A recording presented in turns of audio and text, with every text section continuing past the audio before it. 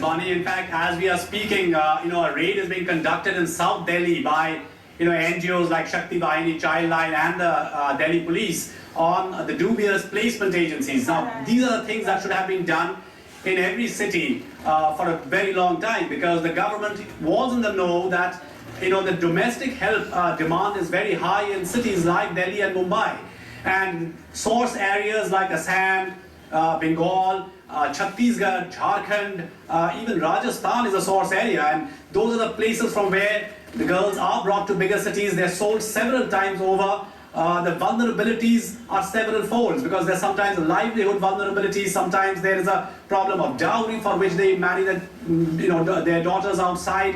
In whatever way, these are the main demand has been of domestic help. In the recent 2 cases in New Delhi, of the 2 doctor couples, one in Dwarka and one in Kirtinagar, one of the Kirtinagar girl, the 13-year-old girl, was actually, as a matter of coincidence, from Sandesh Khali, the place where we went yesterday.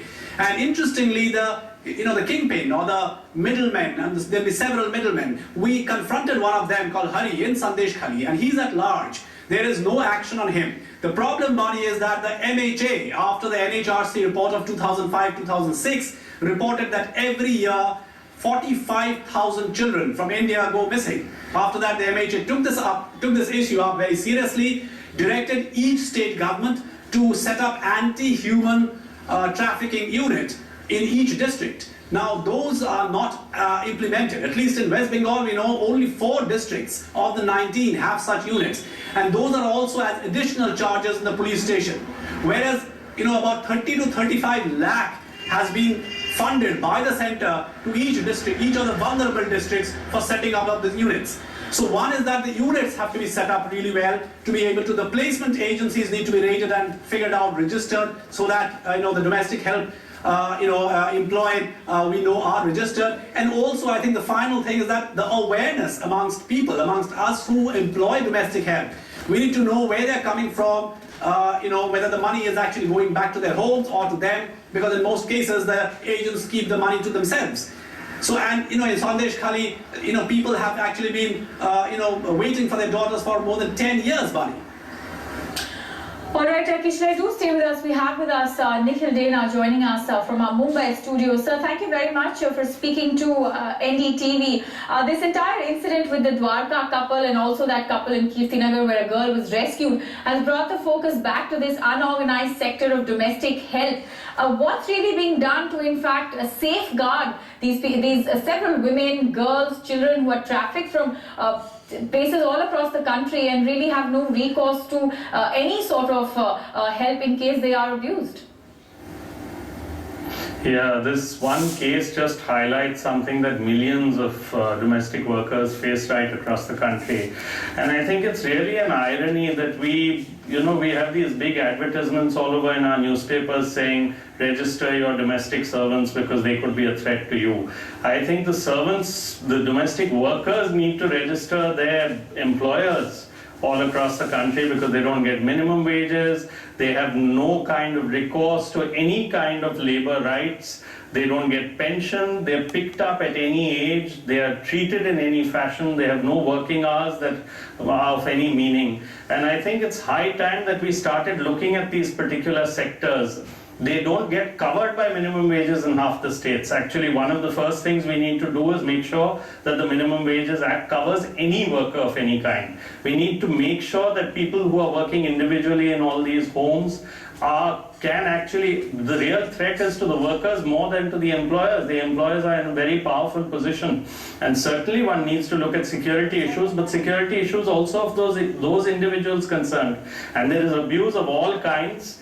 And it is time that we started looking at more generic solutions in terms of law, but also the specifics of each sector. And the domestic workers sector is certainly one. But this is really a mammoth task ahead for us because the labor laws don't cover these domestic health. And that's really the first step that needs to, in fact, be put in place, given that the Supreme Court had already directed the National Commission of Women to sort of put in place some rehabilitation for the women who are trafficked and then use this domestic help. But really on the ground, nothing has changed.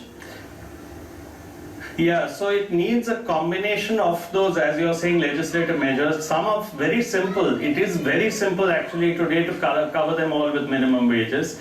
It is simple to try and think about, we need to think about a generic pension that everyone can get.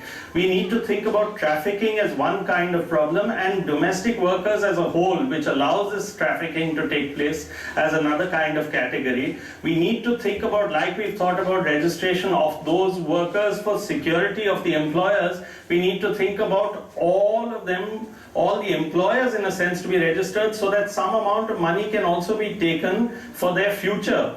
We need to think about their future in terms of pension, in terms of health benefits, in terms of being able to get hours of leave, specific hours of work. It's a mammoth task, but it's possible. It's possible if legislation makes it possible for many groups to work together. And today, domestic workers are coming together across the country. And immediately there's a reaction from the class that employs them saying, they don't want to work, they are coming together, they are unionizing. That's the minimum they can do. And the minimum we can do as a country is offer them that opportunity to live with dignity and as proper professional workers. Now, given this entire incident of the Dwarka couple and what really happened there, now this incident has come to light. In any case, very, very few incidents do come to light. But now that this has come to light, this kind of abuse is really a non-bailable offence. There's really not, there are not even strict laws to tackle or to come down heavily, to sort of set some sort of example to people who may indulge in domestic abuse.